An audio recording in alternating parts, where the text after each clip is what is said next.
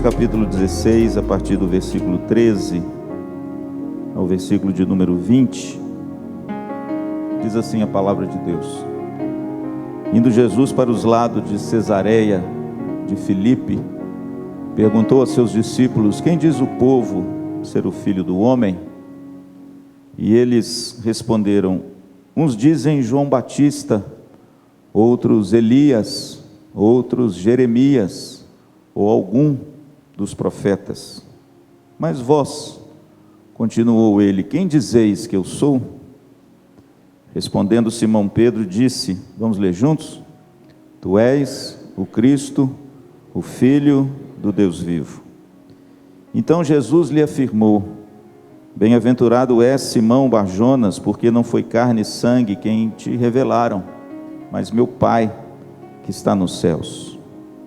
Também eu te digo que tu és Pedro, e sobre esta pedra eu edificarei a minha igreja, e as portas do inferno não prevalecerão contra ela.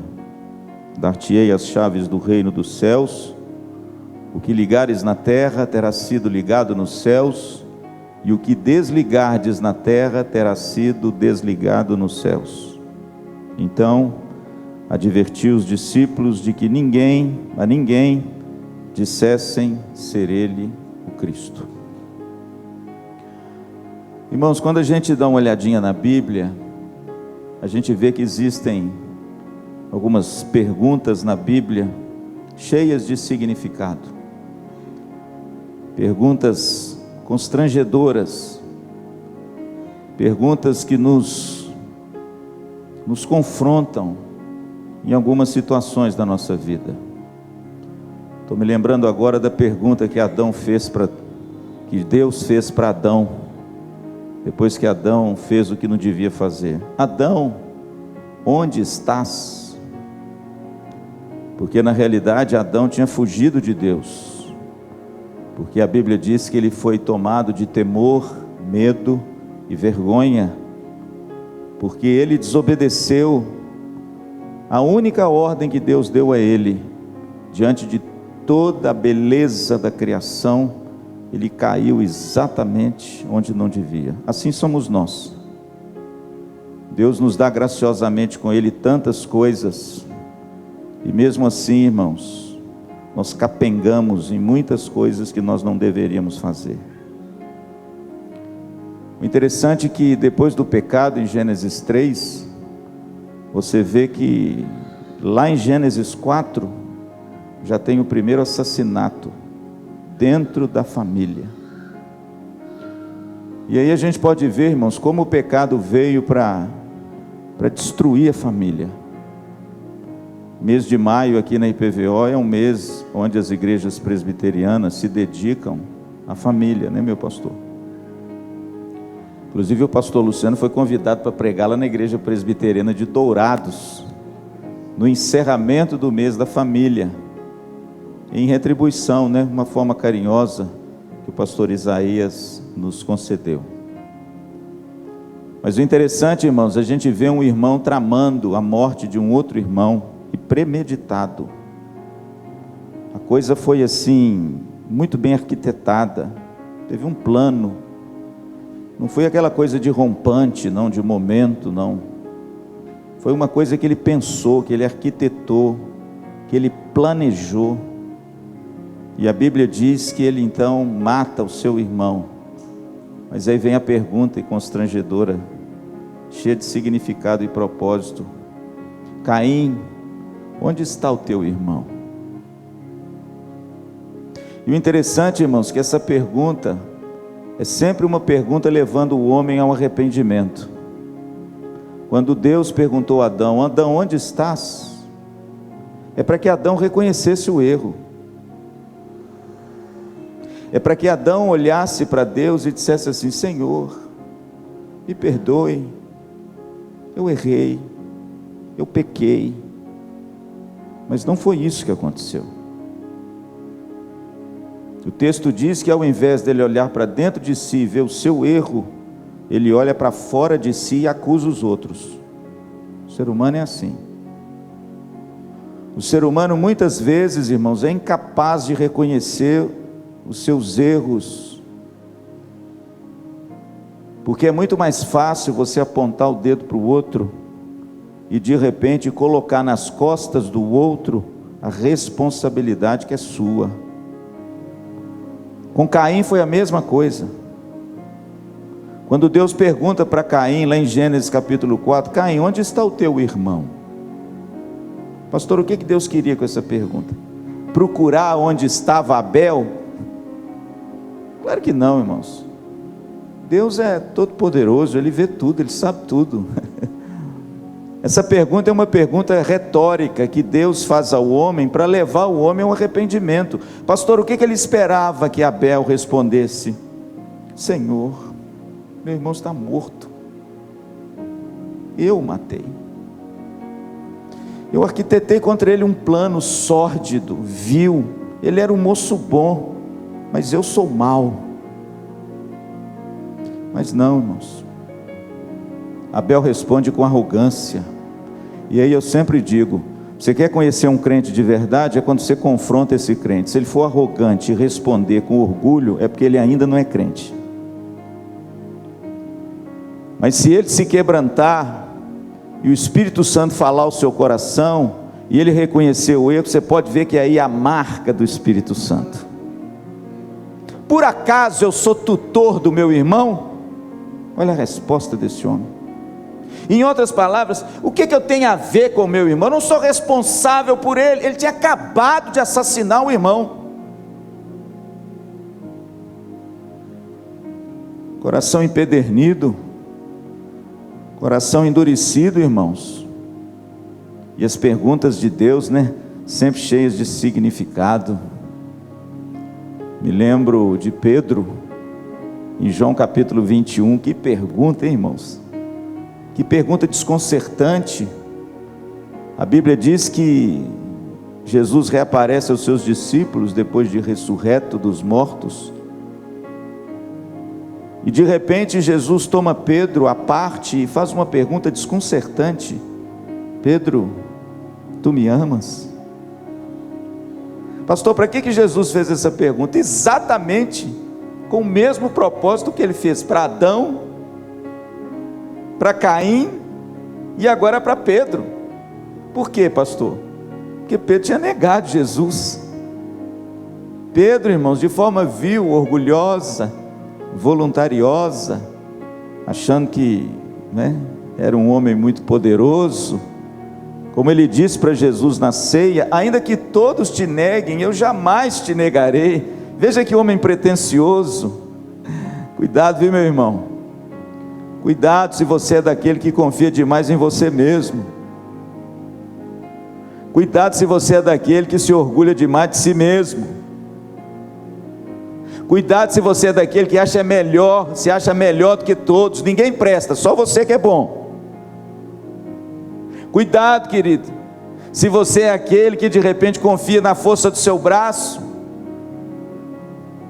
Quando Jesus confronta Pedro, assim como ele confrontou Adão, assim como ele confrontou Caim, é visando o quê? O arrependimento, a mudança. Mas Pedro é diferente de Caim. Caim era filho de Belial, diz a Bíblia, mas Pedro já era filho de Deus, amém? Pedro já era um homem convertido, Pedro já era um homem com o coração moído e quebrantado, porque o texto diz que quando o galo cantou, ele saiu do meio dos discípulos e chorou amargamente. Lágrimas de quê, pastor? De remorso? Não, lágrimas de arrependimento. E a resposta dele, irmãos, denota de forma muito límpida o arrependimento do seu coração. Senhor, tu sabes que eu te amo. A palavra de Deus, irmãos, ela é muito bonita porque ela contém essas perguntas, retóricas. O apóstolo Paulo mesmo usou muito dessas perguntas. Quem tentará acusação contra os eleitos de Deus? Paulo mesmo fez uma série de perguntas cheias de significação e propósitos na Bíblia, e quando a gente olha para Jesus levando os seus discípulos na bela cidade de Cesareia de Filipe, lá nos contrafortes do Monte Hermon, onde nasce o rio Jordão, Jesus faz uma pergunta cheia de significado, aqui também nesse texto: que diz o povo ser o Filho do Homem? Que pergunta, irmãos, que coisa interessante. Pastor, Jesus sabia o que o povo achava dele? Claro que sabia, irmãos. Aliás, o Evangelho de João, no capítulo 6, diz que Jesus não se confiava às multidões, porque ele conhecia as multidões. Ele sabia, querido, o que o povo achava dele. Ele mesmo disse que ele seria rejeitado, que ele seria escorraçado, que ele seria humilhado pelo povo. Ele sabia. Mas por que Jesus faz essa pergunta? Pergunta cheia de significado, irmãos. Pergunta cheia de propósito. Aliás, essa é a pergunta que determina o seu presente, vai determinar o seu futuro e também a sua eternidade. Na realidade, irmãos, essa é a grande pergunta que o ser humano precisa respondê-la. E essa é uma pergunta que fatalmente ela sempre obterá uma resposta, ou certa ou errada. E dependendo dessa resposta, o seu destino nesse mundo e no porvir será irremediavelmente selado. Que pergunta, irmãos, cheias de significado. O interessante é que quando Jesus ajunta os seus discípulos e faz essa pergunta além de conter aquilo que determina o nosso presente, o nosso futuro e toda a nossa eternidade, essa pergunta também, irmãos, estabelece 4 temas fundamentais naquilo que a gente chama de teologia cristã. Aliás, esse texto, irmãos, é um texto primoroso para a gente iniciar, meu pastor, qualquer aula que a gente for dar de teologia. Sabe por quê? Porque contém nesse texto 4 temas fundamentais que eu e você, como cristãos, nós precisamos compreender para a gente ter uma vida melhor. Pastor, que temas são esses? Que essa conversa de Jesus com seus discípulos e essa pergunta tão cheia de significado, ela nos aponta. O primeiro tema, irmãos, está aí no versículo 13 e 14. O primeiro grande tema fundamental da teologia que esse texto nos aponta é sobre a antropologia cristã. Pastor, o que é a antropologia? É a doutrina do homem, é quem somos nós.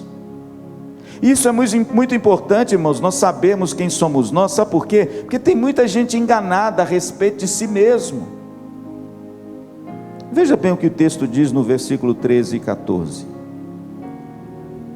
Indo Jesus para os lados de Cesareia de Filipe, perguntou a seus discípulos: quem diz o povo ser o Filho do Homem? E eles responderam: uns dizem João Batista, outros Elias, e outros Jeremias, ou alguns dos profetas. Sabe o que significa isso, irmãos? O homem, no seu estado natural, no seu estado normal, caído, separado de Deus, vendido para o pecado e escravo do pecado, por si só, ele nunca reconhecerá quem é Jesus Cristo de verdade. Prova disso, querido, que quando Jesus faz essa pergunta, as respostas são das mais variadas. Por exemplo, João Batista é a voz que clama do deserto. O texto diz que João Batista veio, irmãos, pregando arrependimento, raça de víboras, homem bravo, irmãos. João Batista, quando veio, ele diz assim: já está posto o machado na raiz da árvore, todo aquele que não produz bom fruto eu corto e o lanço no fogo. A Bíblia diz que as multidões saíam aterrorizadas, fascinadas pela pregação de João Batista, e ele tinha uma pregação forte, vigorosa: arrependei-vos, porque está próximo o reino dos céus. Confundiram Jesus, sabe com quem? Com João Batista. Mas eles confundiram Jesus, irmãos, com Jeremias. Jeremias é conhecido na Bíblia como o profeta chorão, sabia disso? Jeremias, como eu disse, foi o grande nome do Velho Testamento, mas Jeremias era um homem com um coração, irmãos, cheio de dor, cheio de aflição, porque como diz Jeremias capítulo 3, ele diz assim: eu sou o homem que vi a aflição, fruto da vara de Deus no meu povo. Visões aterradoras daquilo que o cerco e a invasão de Nabucodonosor trouxeram para Jerusalém. Jeremias viveu aquilo na carne e sofreu, irmãos. A Bíblia diz que os olhos de Jeremias eram olhos cheios de lágrimas, começando de madrugada. Confundiram Jesus com Jeremias, confundiram Jesus, irmãos, com Elias. Em outras palavras, irmãos, essa pergunta e esse contexto de Jesus com seus discípulos nos mostra um pouco sobre a antropologia cristã, a doutrina do ser humano. Pastor, o que ela nos ensina? Que o homem por si mesmo, ele nunca poderá reconhecer quem é Jesus de verdade. É por isso, irmãos, que tem tanta gente até hoje, desde a época de Cristo até os nossos dias, e terá até Cristo voltar, que quando você pergunta para a pessoa quem é Jesus, ela vai te dar as mais variadas respostas, menos a verdadeira. Por quê, pastor? Porque é impossível, irmãos. O homem por si só, pelo seu intelecto, pelas suas faculdades, pelo seu entendimento, reconhecer verdadeiramente a identidade única, perfeita do Filho de Deus. Mas o segundo tema, irmãos, que essa pergunta de Jesus nos mostra, é a cristologia. É o segundo grande tema da teologia cristã que nós aprendemos nesse texto, no versículo 15 e 16. Mas vós, continuou ele, quem dizeis que eu sou? Respondendo Simão Pedro, disse: tu és o Cristo, o Filho do Deus vivo. Irmãos, que coisa gloriosa, há aqui nos lábios de Pedro a grande declaração cristológica do Novo Testamento. Veja que foi a primeira vez que alguém reconheceu quem realmente é Jesus de verdade.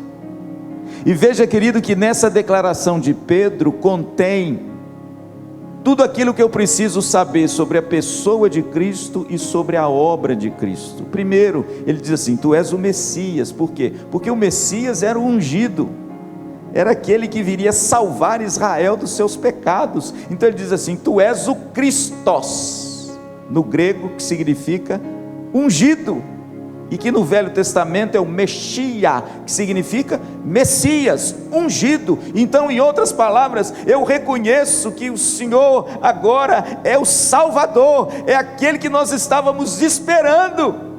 Mas ele vai mais longe, ele diz assim: tu és o Christos, ou seja, o Messias prometido lá dos profetas, mas o Senhor também é o Filho de Deus. Veja, querido, que a pergunta de Jesus e a resposta dos seus discípulos nos apontam para esse grande tema da teologia cristã, que na realidade é a pedra de toque de todo o cristianismo, a pessoa bendita de Jesus. Amém? Martinho Lutero, ele dizia uma coisa muito linda. Ele dizia que Jesus Cristo é o fio de ouro que une todas as escrituras sagradas. Lutero dizia que Jesus é a chave hermenêutica da Bíblia. O que é isso, pastor? É a chave que interpreta toda a Bíblia. Eu fico com muito assim, né, com sentimento, irmãos, de muita pena, de muito condoído daqueles judeus que até hoje batem cabeça no Muro das Lamentações lá em Jerusalém, recitando a Torá, recitando trechos do Velho Testamento e dos Salmos, aguardando o Messias. Oh, irmãos, ele já veio, ele se revelou a nós, ele é o Senhor e o Filho de Deus, e isso, irmãos, é a pedra de toque de todo o cristianismo. O cristianismo está em pé, ou ele cai, por causa da pessoa bendita de Jesus Cristo.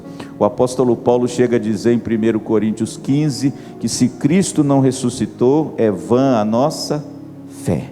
Em outras palavras, irmãos, a pessoa e a obra de Cristo, ela é aquilo que é mais precioso que nós temos na nossa fé. É por isso que o cristão nunca pode se divorciar de Cristo. É por isso que a nossa mensagem sempre tem que apontar para Cristo. É por isso que a nossa vida sempre tem que espelhar Cristo. É por isso que o nosso caráter precisa sempre ser amoldado à semelhança de Cristo. Não é à toa que o apóstolo Paulo lá em Romanos diz: porque tudo veio por meio dele, para ele e para ele, a ele são todas as coisas, glória pois a ele eternamente, amém. Sabe o que significa isso, irmãos? Cristo é o Senhor da história, Ele é o centro da história, Ele é a base da nossa fé, Ele é o alvo da nossa fé, Ele é tudo na nossa vida. E muitas vezes, irmãos, a nossa vida anda tão divorciada da vida dEle, tão distante, não reconhecemos os evangelhos, não reconhecemos a sua pessoa, não conhecemos a sua mensagem, não nos apropriamos da sua obra gloriosa na nossa vida, que é uma obra que na cruz do Calvário Ele gritou: está consumado, tetelestai, ou seja, eu cumpri de forma perfeita na sua vida. Pastor, qual o terceiro tema que de repente esse texto estabelece como um dos temas fundamentais da teologia cristã? O terceiro tema, irmãos, é a soteriologia, o tema da soteriologia, versículo 17. Então Jesus lhes afirmou: bem-aventurado és, Simão Bar-Jonas, ou filho de Jonas, porque não foi carne e sangue quem te revelaram, mas o meu Pai que está no céu. Quando Pedro, irmãos, toma a dianteira do colégio apostólico, e de repente, irmãos, quando ele responde que Jesus Cristo é o Filho de Deus, Jesus então interpela Pedro e diz assim: Pedro, você é feliz, você é bem-aventurado, você alcançou a plenitude do contentamento. Por quê? Porque não foi carne e sangue quem te revelou, ou seja, não foi você na sua elucidação particular, nem pelo seu intelecto, comprovando a nossa antropologia sobre o homem, que o homem sem a intervenção de Deus, irmãos, ele vai tateando no escuro, ele não consegue discernir as coisas de Deus, e muito menos a pessoa de Jesus. Mas o interessante é que Jesus vem a Pedro e diz: Pedro, você é bem-aventurado, porque não foi você, não foi uma auto-revelação pessoal sua sobre a minha pessoa, mas quem me revelou a você, diz o texto, foi meu Pai que está no céu. Irmãos, isso nos ensina coisas gloriosas a respeito da doutrina da nossa salvação, que na teologia se chama soteriologia. É esse nome difícil, ele vem do latim, ele vem do grego, soteros, que significa salvação.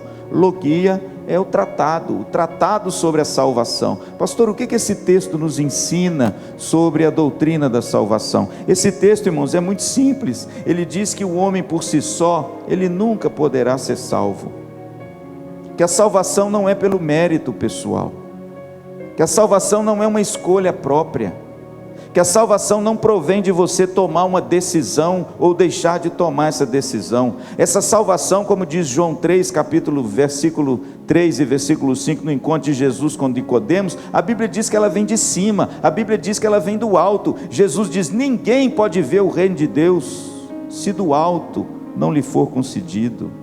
Ninguém pode entrar no reino de Deus se não nascer da água e do Espírito. Sabe o que Jesus está dizendo, querido? Ninguém pode obter essa bênção maravilhosa da salvação se o Espírito do Senhor não alcançar o seu coração, não abrir os seus olhos, não mudar suas inclinações e não revelar Jesus em você.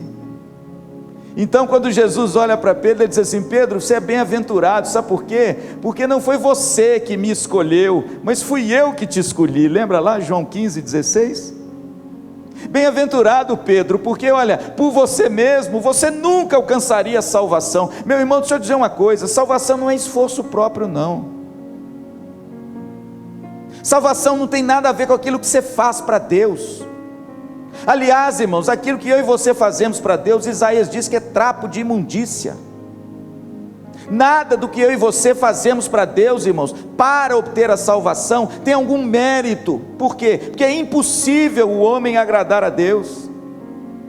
A Bíblia é muito clara, irmãos.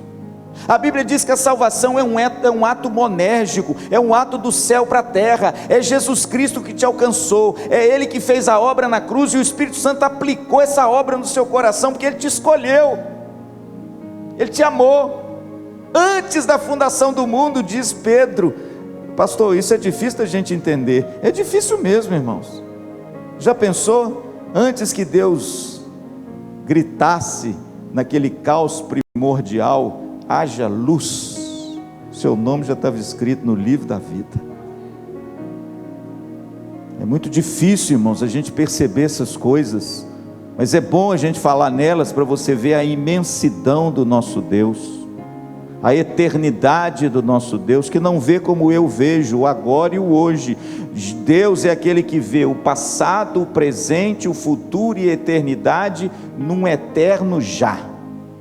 Em outras palavras, querido, nesse momento que eu estou falando com você, nesse piscar de olhos, nesse estalar de dedos, Deus conhece tudo de todos os tempos, desde o início até o fim. E quando Jesus diz: bem-aventurado é Simão Barjonas, porque não foi carne e sangue quem te revelaram, mas meu Pai que está no céu, Jesus está dizendo o seguinte: a nossa salvação é obra do Espírito Santo, aplicada por Ele no coração do eleito. A regeneração não é obra pessoal, é obra do Espírito Santo, que regenera o nosso coração e nos faz novas criaturas em Cristo Jesus. Pela graça sois salvos, e isso não vem de vós, é dom de Deus. Irmãos, isso é bom saber, sabe por quê? Porque isso nos humilha, isso coloca a gente no nosso lugar.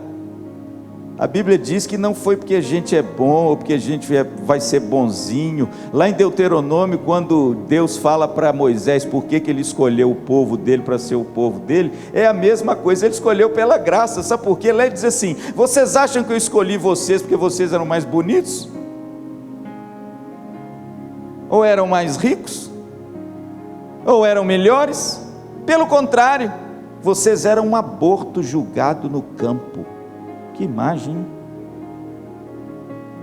Vocês estavam se revolvendo no seu próprio sangue, mas eu vos escolhi, eu vos lavei, eu vos limpei, eu vos adornei e transformei vocês em minha noiva. Sabe quem que diz isso? Ezequiel, o profeta, boca de Deus. Sabe o que significa isso, meu irmão? Nós somos alvos de uma graça muito grande. Assim como o Pai revelou Jesus a Pedro, Ele revelou Jesus a você. E nós agora somos alvos dessa salvação maravilhosa. Algo que não merecíamos, algo que nenhuma obra que a gente pudesse fazer, a gente atrairia qualquer tipo de favor de Deus, mas agora não, agora em Cristo Jesus, nós somos filhos, amém? Comprados, fazemos parte, irmãos, agora da videira. E o interessante é que esse texto termina com a imagem da igreja, e esse é o quarto grande tema que esse texto nos comunica. Olha como é que o texto termina, versos 18 e 19, também eu te digo que tu és Pedro, e sobre esta pedra eu edificarei a minha igreja, e as portas do inferno não prevalecerão contra ela. Dar-te-ei as chaves do reino dos céus. Olha que texto intrigante: o que ligares na terra terá sido ligado nos céus, e o que desligares na terra terá sido desligado nos céus. Veja, irmãos, que esse texto tem uma congruência muito bonita. Por quê? Porque ele começa com a antropologia. Ele começa dizendo para nós que nós, pelo nosso próprio esforço, nós nunca vamos compreender e vamos acertar com a verdadeira identidade de Jesus.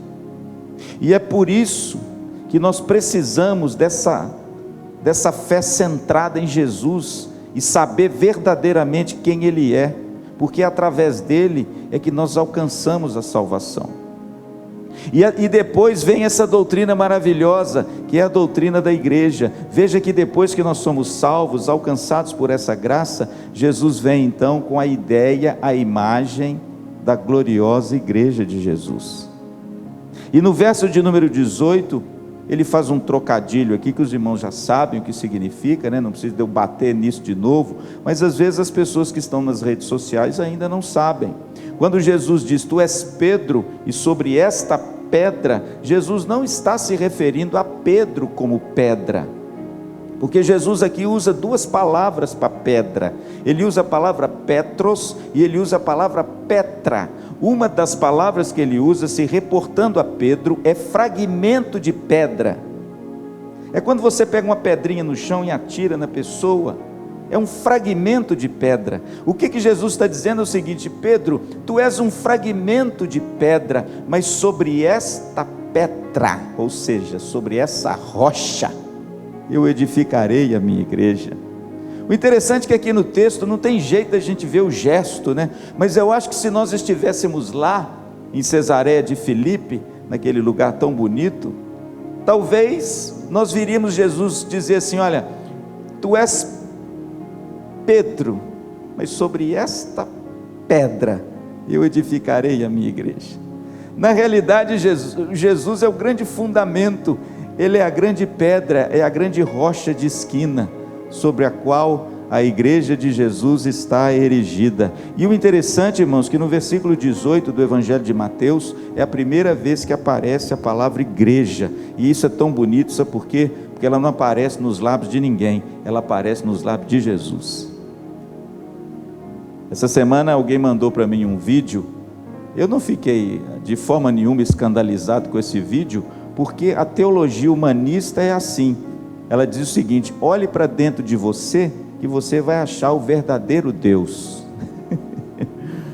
Isso é o antropocentrismo, né? Isso é o homem querendo ser o seu próprio Deus. Irmãos, isso é lá do Éden, viu? Isso é lá do jardim do Éden, onde o homem caiu no pecado. É sempre assim, é o homem querendo ser o seu próprio Deus. Lembra da tentação da serpente para a mulher? Olha, se você comer, você vai ser como Deus. E de repente nesse vídeo, irmãos, a pessoa denigriu de forma sistemática a palavra de Deus e principalmente a igreja. E ele disse que não tem esse negócio de igreja não. A verdadeiro encontro com Deus é você, onde você estiver, é só você olhar para dentro de si mesmo. Mas na realidade, irmãos, quando a gente olha para a Bíblia, a gente vê que isso é diametralmente oposto ao que é a vida normal e ao que é a palavra de Deus. Você quer encontrar Deus? Não olhe para você. Porque se você olhar para dentro de você, você vai ver muita sujeira. E certamente Deus não se vai parecer com isso de forma nenhuma. Você quer contemplar Deus? Olhe para fora de você. Olhe para Cristo. Olhe para aquele que é puro. Olhe para aquele que é o Filho de Deus, que se encarnou por amor de mim e de você. Não olhe para dentro de você, porque você vai tomar um susto se você fizer isso. E o interessante, irmãos, que esse vídeo, meu pastor, desdenha da igreja, fala mal da igreja. Só que, irmãos, desdenhar da igreja e falar mal da igreja é desdenhar do Senhor da igreja, porque é Ele que nesse texto introduziu essa comunidade gloriosa dos salvos e dos eleitos de Deus, aqueles pelos quais o Espírito Santo encontrou, regenerou. Eles agora são inseridos na videira verdadeira, que é Jesus Cristo e a sua igreja. E aí Jesus vem e diz assim: Pedro, sobre esta pedra eu edificarei a minha igreja. Queridos, coisas gloriosas tem nesse texto a respeito da igreja de Jesus. Eu termino com isso, que aliás, tudo isso foi um floreio para chegar onde que eu queria. Quando a gente olha para esse texto, irmãos, a gente vê 4 afirmações fundamentais de Jesus Cristo sobre a sua igreja. Primeiro, versículo 18, o texto diz assim: sobre esta pedra eu edificarei a minha igreja. É coisa gloriosa, irmão. Sabe por quê? A igreja não é da denominação presbiteriana, não, e nem do pastor Luciano, e nem dos presbíteros, e nem de ninguém. A igreja é de Jesus. eu edificarei a minha igreja. É coisa bonita, irmão, sabe por quê? Porque Ele é o fundamento e o cabeça dessa igreja, e a igreja é dele. Segunda afirmativa gloriosa, está aí no verso 18, o texto diz assim: sobre esta pedra eu edificarei a minha igreja. Sabe o que significa isso, irmãos? A igreja, ela além de ser uma igreja de Jesus Cristo, ela é edificada por Ele. É um privilégio servir a Cristo, irmãos. É um privilégio servir a igreja. Mas deixa eu te dizer uma coisa: você não é indispensável, viu? Saiba que se de repente amanhã você abrir mão da igreja por qualquer coisa, e hoje as pessoas abrem mão da igreja de forma muito tranquila, por qualquer coisa que aconteça, a primeira coisa a sofrer é a igreja. Mas pode ter certeza, querido, sabe por quê? Porque Jesus diz que é Ele que edifica a igreja.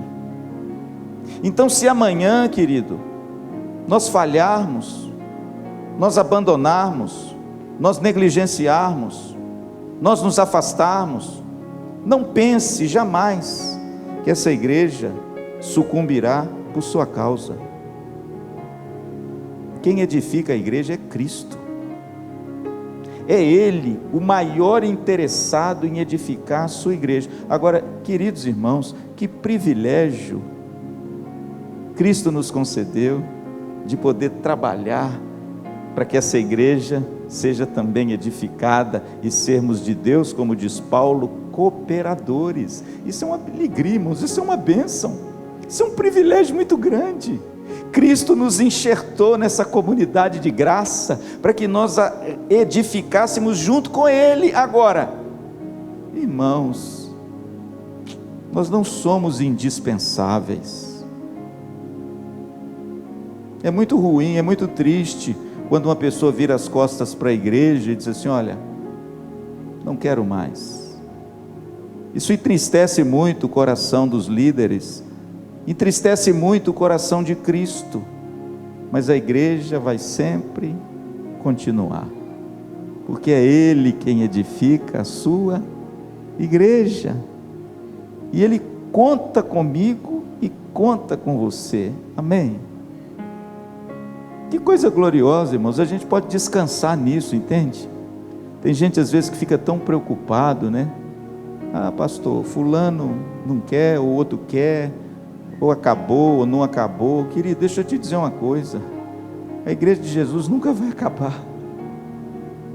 Quem edifica a igreja de Jesus é Ele, com você ou sem você, viu, Vanessa? Comigo ou semigo. Se a igreja é de Jesus, querido, Deus vai levantar outro. Agora, enquanto a gente está aqui, é privilégio ou não é? É um privilégio, irmãos.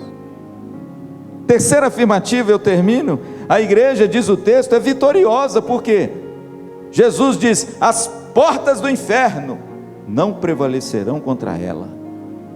Que coisa gloriosa. Pastor, o que é porta do inferno? Irmãos, é lá no templo do deus Pan, o deus da morte, que ficava na cidade de Cesareia de Filipe, um templo onde crianças eram sacrificadas aos deuses, e quando eles queimavam os corpos dessas crianças, existia um grande buraco encravado na rocha, parecendo um buraco meio sem fundo, onde ele pegavam os corpos desses sacrifícios humanos e julgavam dentro desses buracos. Então aquilo ficava saindo, aquela fumaça, era um lugar escuro, parecendo mesmo a porta do inferno. E é exatamente aquele lugar que Jesus deve ter se reportado aos seus discípulos quando ele esteve em Cesareia de Filipe. Em outras palavras, Jesus está dizendo: vocês estão vendo o fruto da idolatria e do paganismo, de adoração de falsos deuses, o que isso dá? Mas eu quero te mostrar que isso aqui não vai prevalecer contra a igreja. Em outras palavras, a igreja será vitoriosa sobre essas coisas. Pastor, como é que o senhor sabe disso? Foi na nossa viagem a Israel. Nós pegamos um ônibus, irmãos, e subimos quase na divisa com a Jordânia, onde fica a bela cidade de Cesareia de Filipe. paramos nas ruínas da cidade, porque essa cidade fora destruída há muitos anos atrás, há séculos atrás, por um grande terremoto. Toda a cidade, meu pastor, foi destruída. E nós descemos, irmãos, num sítio arqueológico, e o nosso guia nos levou ao templo do deus Pan. É um templo todo destruído, mas as colunas, os pórticos, estão todos lá até hoje. Se você entrar na internet na sua casa, você vai ver. E de repente o nosso guia Ezequiel, ele estava comentando esse texto, e ele parou num buraco muito grande, e ele então nos levou a esse texto e disse: vocês se lembram que Jesus disse que as portas do inferno não prevalecerão contra a igreja? Aí ele parou e disse assim: aqui está o lugar. Irmãos, eu levei um susto, porque eu nunca poderia imaginar que fosse isso. Um lugar onde as crianças eram sacrificadas aos falsos deuses, e as pessoas chamavam aquilo de porta do inferno. Mas irmãos, eu louvo a Deus, sabe por quê? Porque aquela cidade que outrora sacrificava as suas crianças foi destruída, meu pastor, por um terremoto. Hoje não tem mais nada disso lá, mas a igreja de Jesus está aí presente. Estamos aqui, e Jesus diz que até a consumação dos séculos ela estará, amém? Com toda dificuldade, com toda perseguição, com toda frieza espiritual, com tudo aquilo que uma igreja feita por seres humanos pecadores tem. Mas pode ter certeza, querido, a igreja será sempre vitoriosa. Por causa de mim? Não, por causa do Cordeiro de Deus, porque Ele disse. E aí ele termina com uma declaração maravilhosa, que creio eu, irmãos, é uma das declarações mais importantes para a nossa missão. Jesus termina dizendo assim: dar-te-ei as chaves do reino dos céus. Agora eu pergunto: o que desligardes na terra terá sido desligado no céu, o que ligardes na terra terá sido ligado no céu. Deixa eu fazer uma pergunta a você, e você que está em casa: que chave é essa? Porque Jesus olha aqui para os seus discípulos e diz assim: dar-te-ei as chaves do reino dos céus. É uma afirmação, irmãos, importantíssima com respeito à igreja. A igreja é de Jesus, a igreja é edificada por Jesus, a igreja é vitoriosa em Jesus. E o que a igreja ainda possui nas suas mãos? Uma chave. Que coisa gloriosa. Poucos dias atrás eu fiquei preso na minha casa. Que figura, hein? Fiquei preso, irmãos, literalmente preso. Aconteceu um problema na fechadura da minha casa, eu fiquei preso dentro do meu quarto, 3 horas preso. Não tinha chave que abria aquela bendita porta. Fui sendo socorrido pelo anjo aí. O anjo de Deus foi me socorrer. Irmãos, que coisa terrível você ficar preso querendo abrir um negócio e o negócio não abre. Mas aí Jesus olha para os seus discípulos nesse encontro glorioso, com essa pergunta desconcertante, e de repente fala assim: eu vou te dar a chave do reino dos céus. O que você ligar vai estar ligado, o que você desligar vai estar desligado. Agora deixa eu perguntar uma coisa, irmãos: é responsabilidade ou não é?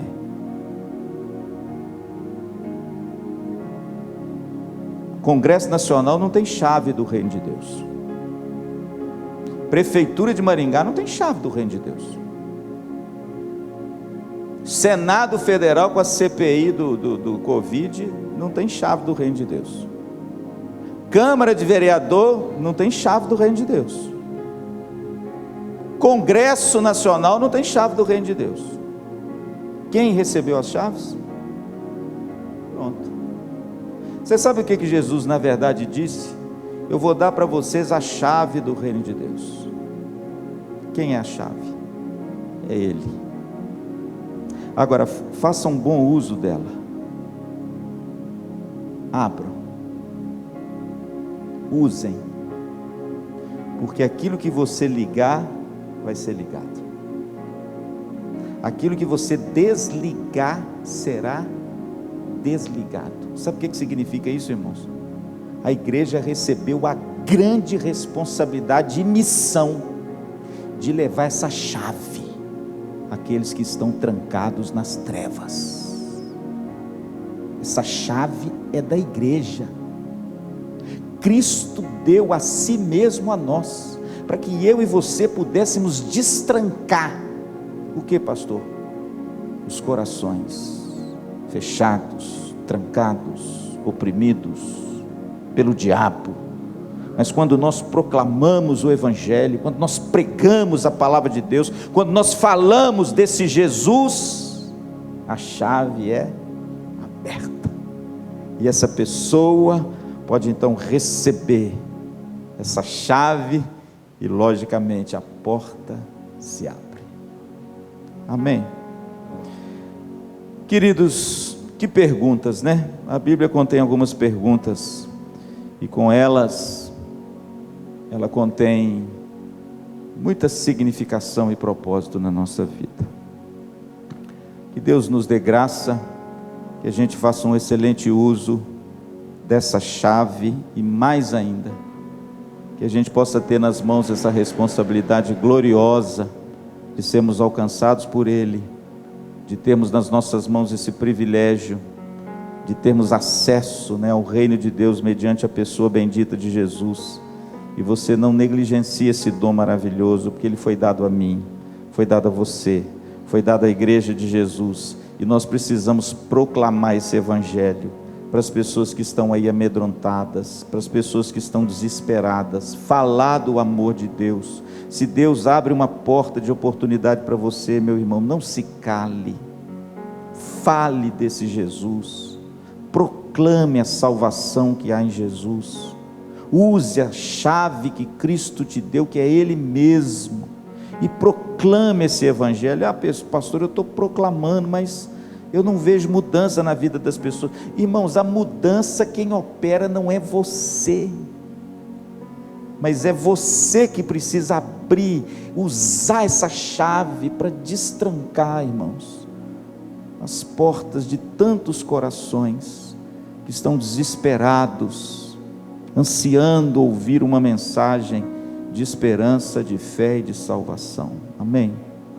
A gente precisa parar de pensar um pouco no Covid e voltar a pensar na missão da igreja. Entende, irmãos? Nós temos uma missão dada por Deus, e precisamos usar essa chave, essa bênção gloriosa, porque ela nos foi dada a nós, a mais ninguém. Amém?